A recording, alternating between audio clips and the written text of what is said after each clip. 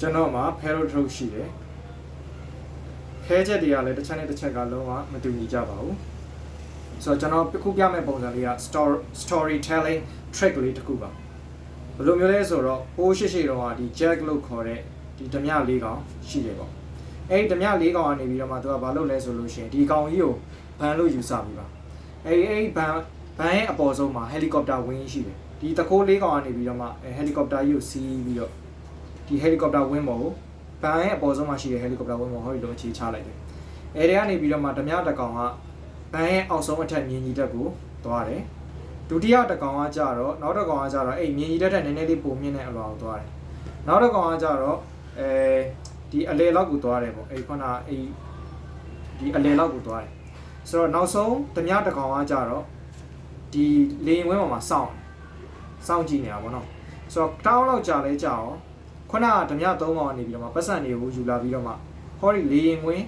ဒီ helicopter wing ပေါ်ကိုပြန်ရောက်လာပါရောတဲ့ဘန်ရဲ့အပေါ်ဆုံးမှာရှိတယ်ဆိုတော့ဓမြ၄ကောင်ဆိုတော့သူတို့ကအဲ့လေရင်ဝင်းပေါ်ကိုပြန်ရောက်လာပြီးတဲ့အချိန်မှာဘာဆက်လုပ်လဲဆိုတော့သူတို့ယူလာတဲ့ပတ်စံတွေကို helicopter လေးကိုဟောဒီလိုမျိုးထည့်တာ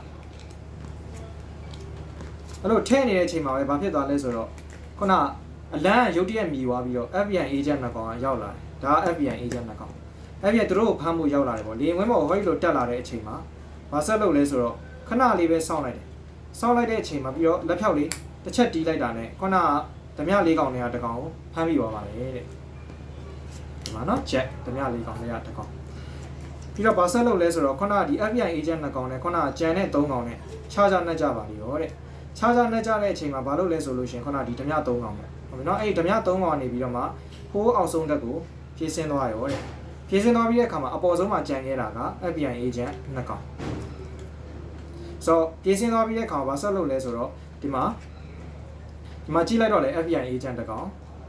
FBI agent တစ်ကောင်ဟုတ်ပြီဆိုတော့အဲ့တော့ဘာလဲဆိုတော့အဲ့ FBI agent တစ်ကောင်အပေါ်ဆုံးမှာကြံခဲ့တယ်ပေါ့ဟုတ်ပြီနော်ဆိုတော့လက်ဖြောက်လေးတစ်ချက်တီးလိုက်တာနဲ့ခုနကဒီအပေါ်ဆုံးမှာရှိနေတဲ့ FBI agent နှစ်ကောင်ကပျောက်သွားပြီးတော့ဟိုးအောက်ဆုံးမှာရှိနေတဲ့ဓမြ၃ကောင်ကိုတွားပြီးဖမ်းလိုက်နိုင်ခဲ့ပါတယ်တဲ့ဒီမှာပါဟုတ်ကဲ့ကျေးဇူးတင်ပါတယ်